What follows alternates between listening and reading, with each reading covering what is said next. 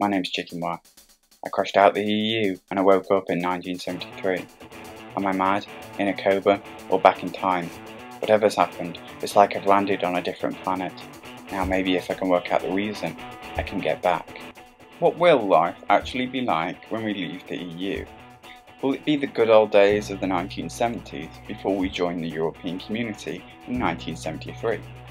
Well, I thought rather than making a video about the fact that all economic forecasts of Brexit predict the UK will be worse off, or saying that if we had a no deal we'd need to stockpile medicines, etc., I thought I'd actually look back to the 1970s. Back then, you smoked heavily, you missed out on university, you didn't take foreign holidays, you didn't have a car, you had a job in a factory, and you were likely to die at 68.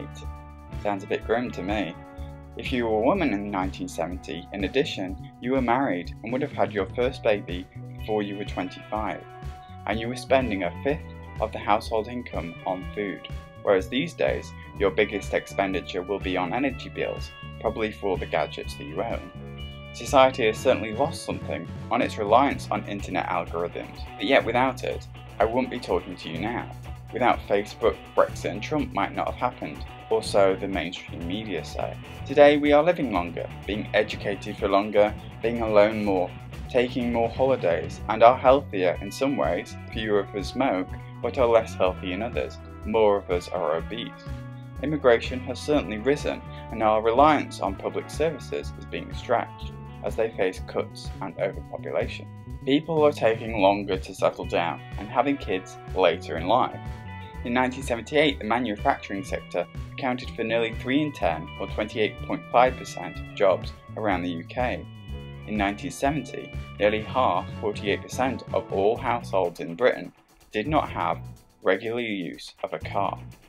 There were major advances on sexual equality, such as the Equal Pay Act, the Domestic Violence and Matrimonial Proceedings Act, and child benefits. But the 1970s weren't all a peaceful, stripped back-to-basics existence. There were significant minor strikes in 1972 and 74, and the so-called Winter of Discontent.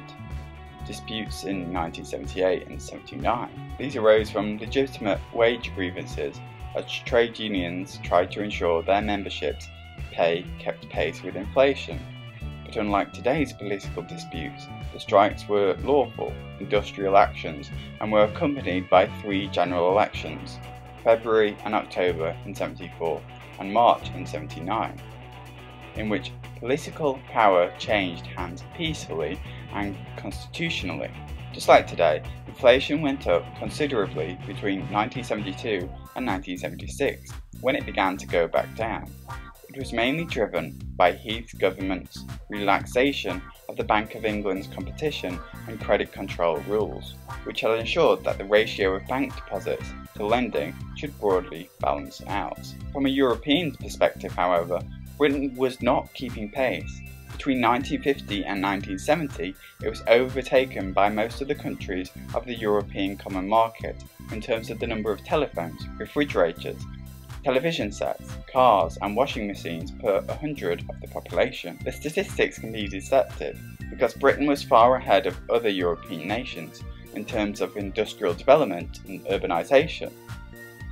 Countries like Italy, France and Spain, overwhelmingly agrarian in character at the end of the Second World War, were experiencing a process of rapid industrialisation and urbanisation Britain had already passed through in the 19th century. This approach is known as the early start theory among economics, and showed why European nations showed markedly stronger levels of absolute growth in industry compared to the UK, a country which was already transitioning into a post-industrial service-based economy. These countries had large surplus agricultural populations to draw into the cities to work in factories, while the UK, as the most heavily urbanised nation in Europe, had only a paltry 5% of the UK population employed on the land. Deindustrialisation meant the closure of many operations in mining, heavy industry and manufacturing, with the resulting loss of high-paid working-class jobs. A certain amount of turnover had always taken place, with older businesses shutting down and new ones opening up. However, the post-1973 scene was different. with a world energy crisis and an influx of low-cost manufacturing goods from Asia. Coal mining slowly collapsed and finally disappeared in the 21st century. The railways were decrepit, more textile mills closed than opened, steel employment fell sharply, and the automobile industry practically disappeared, apart from some luxury production. There was a range of popular response. Some nostalgic involved a glorious industrial past or the bygone British Empire to cope with their newfound personal economic insecurity. Others looked to the EU for help. Britain's rivals were doing so well because they were still moving large numbers of farm workers into more lucrative employment, which Britain had already done in the 19th century. Germany and Japan had been forced to rethink and restructure their economic basic. Britain's responsibilities to its large empire handicapped the home economy, especially through defence spending and economic aid.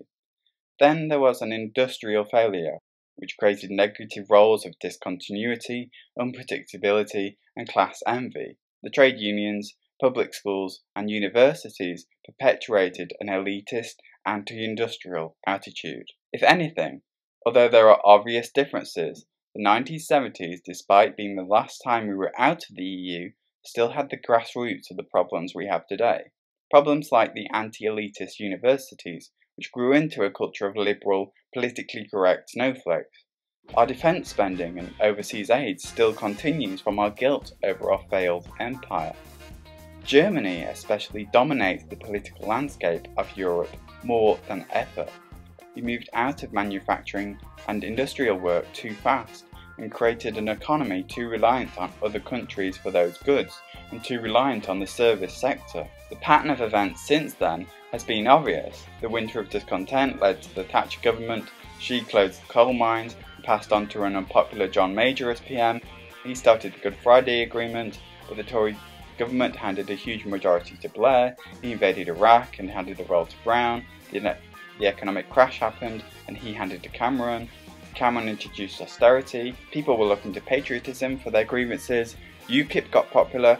Cameron offered the EU referendum to get rid of UKIP. Cameron handed the role to May. May comes up with a bad deal, and who knows what will happen. Maybe we'll hand back to a Labour government, the economy will crash, and then the Tories will win again and do something that upsets the public, and then UKIP or the SNP get even more popular, and then the next big UK political chaos begins. Or maybe the public are a lot more intelligent than that, and they can see the pattern of the seesaw government, and they don't want it.